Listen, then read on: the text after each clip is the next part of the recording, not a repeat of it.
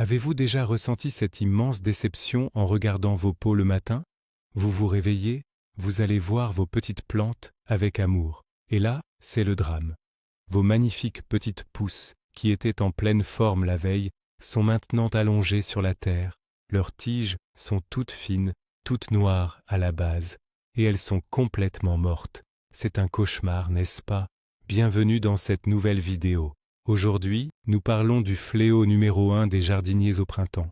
Mais j'ai une excellente nouvelle pour vous.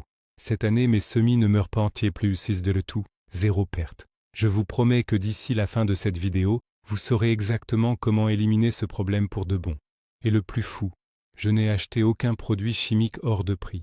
Beaucoup pensent que perdre quelques plantes est normal et inévitable. C'est totalement faux. Je vais vous révéler le secret tout simple qui a sauvé mon potager cette année. D'ailleurs, dites-moi tout de suite dans les commentaires, combien de jeunes plants avez-vous perdu l'année dernière à cause de ce problème? Soyez honnête, on est entre nous. Avant de vous donner mes solutions, il faut comprendre l'ennemi. Ce phénomène terrifiant porte un nom. On l'appelle la fonte des semis, ou parfois la maladie du pied noir. Depuis des siècles, les jardiniers s'arrachent les cheveux face à ce problème. Mais qu'est-ce que c'est exactement? Ce n'est pas un manque de chance, ce n'est pas une mauvaise graine. C'est en fait une attaque de champignons microscopiques.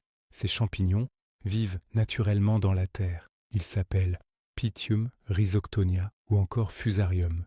Ne vous inquiétez pas pour ces noms compliqués. Ce qu'il faut retenir, c'est que ces champignons adorent les environnements humides et tièdes.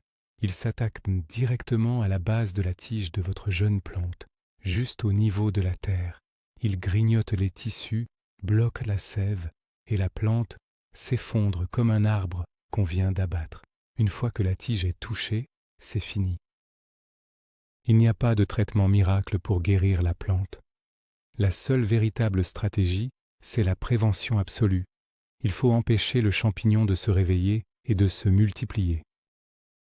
Commençons par la base absolue, et c'est le premier grand changement que j'ai fait. J'ai arrêté d'utiliser de la terre de mon jardin. On entend souvent ce grand mythe qui affirme que la terre naturelle du potager est la meilleure pour faire démarrer les graines. C'est une énorme erreur. La terre de l'extérieur est fantastique pour les plantes adultes, oui, mais pour des bébés plantes, c'est un milieu hostile.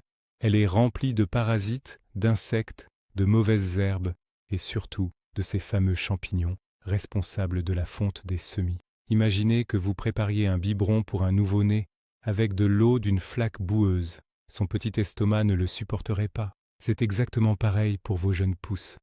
Leurs racines sont minuscules et très fragiles.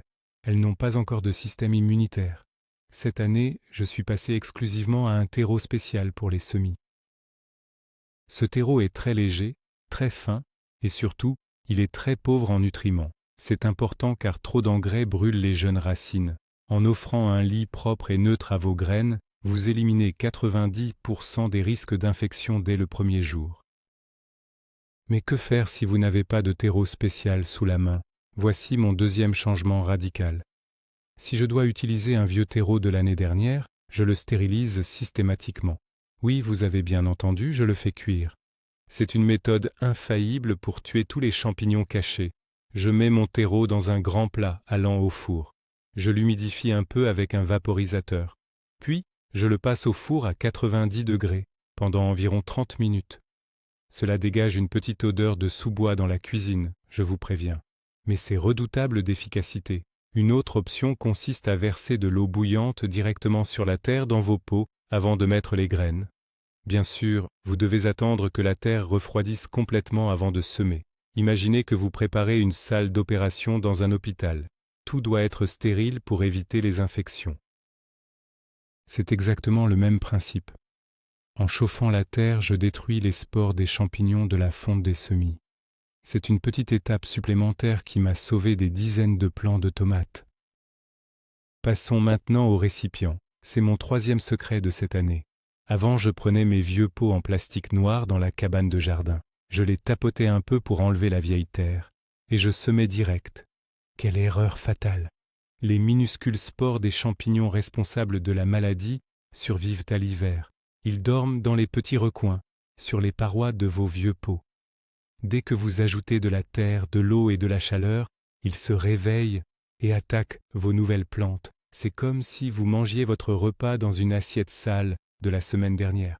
Cette année, j'ai instauré une règle stricte, le grand nettoyage de printemps de mes pots. Je les brosse dans un seau d'eau chaude avec un peu de savon noir. Et surtout, je les rince avec une solution contenant un peu de vinaigre blanc. Cela désinfecte complètement la surface. Vous pouvez aussi utiliser de l'eau très chaude.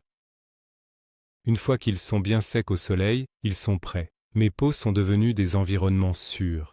Fini les mauvaises surprises cachées dans les parois en plastique. Voici un autre grand changement dans ma méthode. J'ai arrêté d'être trop généreux avec mes graines. Avant, j'avais tellement peur que les graines ne germent pas que j'en mettais 10 ou 15 dans le même petit pot.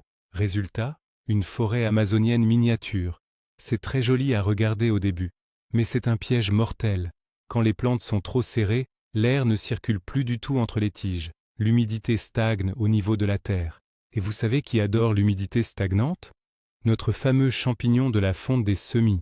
C'est un peu comme prendre le métro en plein été aux heures de pointe. L'air devient vite irrespirable et on transpire. Les plantes ressentent la même chose. Elles étouffent. Cette année, je sème avec beaucoup de parcimonie. Je mets 1 ou 2 graines par pot, pas plus. Et si les 2 germent, je fais un choix difficile, mais nécessaire. Je coupe la plante la plus faible avec de petits ciseaux. Attention, je ne tire pas dessus pour ne pas abîmer les racines de celles qui restent. Je donne de l'espace à mes plantes. Elles respirent mieux, elles sont plus fortes, et la maladie ne peut plus s'installer. Parlons d'arrosage, car c'est là que tout se joue, et c'est peut-être la chose la plus importante que j'ai modifiée. Il faut briser le mythe qui dit qu'un semis doit toujours être mouillé. C'est la garantie absolue de tuer vos plantes. Avant, je passais tous les jours avec mon petit arrosoir, et je noyais mes pots par le dessus. La surface de la terre était toujours détrempée. Parfois, de la petite mousse verte apparaissait. C'était le paradis pour les maladies. Maintenant, j'applique la technique de l'arrosage par le bas. C'est magique. Je place mes pots dans un grand bac étanche. Je verse l'eau directement dans le bac et non sur la terre. Les pots ont des trous en dessous et la terre agit comme une éponge. Elle aspire l'eau dont elle a besoin par capillarité. Au bout de 30 minutes, je vide l'eau qui reste dans le bac. La magie de cette méthode, c'est que la surface de la terre reste bien sèche. Et comme le champignon attaque à la surface là où la tige touche la terre, il n'a plus l'humidité nécessaire pour se développer. C'est comme garder ses pieds au sec pour ne pas attraper froid. C'est incroyablement efficace. Mais l'arrosage ne fait pas tout. Il y a un détail invisible qui change la donne. C'est la circulation de l'air. Quand on fait ses semis à l'intérieur de la maison, l'air est souvent totalement immobile.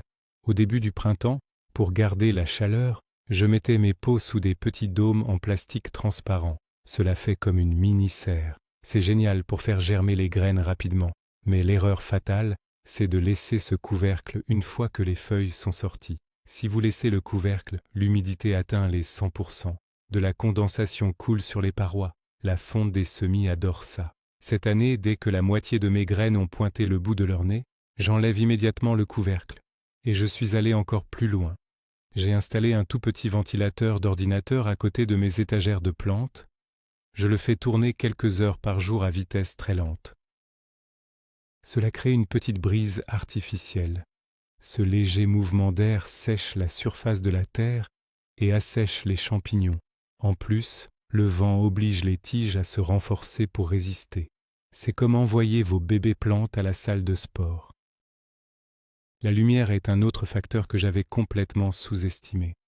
Pendant des années, je posais mes barquettes de semis devant la fenêtre du salon et j'espérais que ça suffise.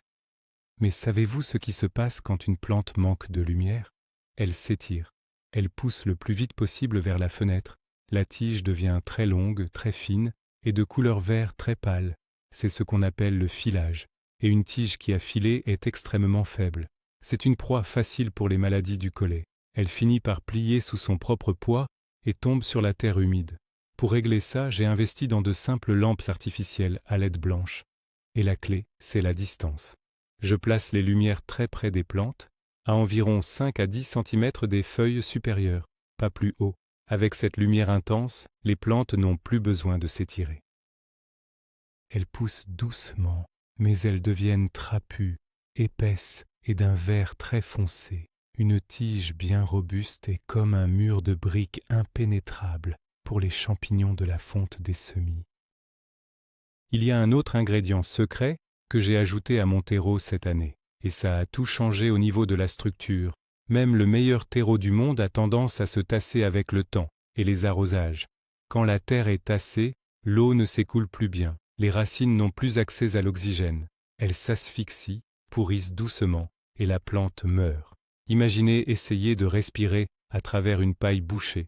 Pour éviter cela, j'ai commencé à mélanger de la perlite à mon terreau.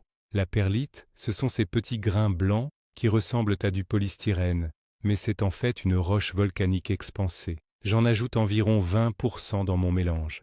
Ces petites billes blanches empêchent la terre de devenir compacte. Elles créent de minuscules poches d'air partout dans le pot. L'eau en trop s'évacue beaucoup plus vite et les racines respirent à plein poumon.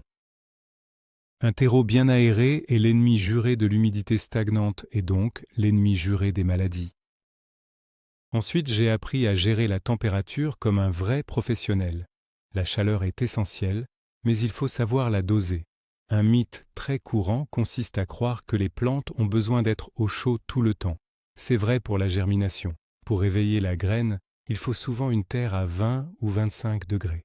J'utilise d'ailleurs un petit tapis chauffant placé sous mes pots pour cette étape. Mais attention, une fois que la plante est sortie de terre, si vous la laissez au chaud sur le tapis chauffant, vous allez droit à la catastrophe. La combinaison de la chaleur constante et de la terre humide est un cocktail explosif pour développer la fonte des semis. Donc, mon changement majeur a été d'éteindre le tapis chauffant dès que les 2 premières feuilles apparaissent. Je déplace mes plantes dans une pièce légèrement plus fraîche, autour de 18 degrés en journée et un peu moins la nuit. Cette petite baisse de température ralentit la croissance des tiges folles, endurcit la plante et surtout freine complètement le développement des mauvais champignons. Pour finir, j'ai découvert une astuce de grand-mère totalement naturelle qui a agi comme un bouclier magique sur mes pots. Je voulais une dernière barrière de sécurité à la surface de la terre, juste là où la tige est la plus vulnérable. J'ai fouillé dans mes placards de cuisine et j'ai sorti un pot de cannelle en poudre. Oui, la même cannelle que vous utilisez pour vos gâteaux. Ce que beaucoup de gens ignorent, c'est que la cannelle est un fongicide naturel extrêmement puissant. Elle tue littéralement les champignons au contact.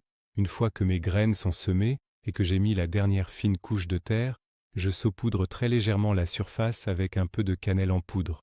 Ça donne une petite couleur brunâtre à la terre et ça sent merveilleusement bon dans la maison. Mais surtout, ça empêche physiquement les champignons microscopiques de se développer à la surface et d'attaquer la base de mes petites plantes.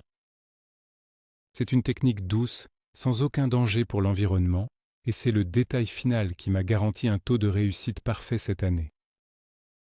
Et voilà, vous savez tout.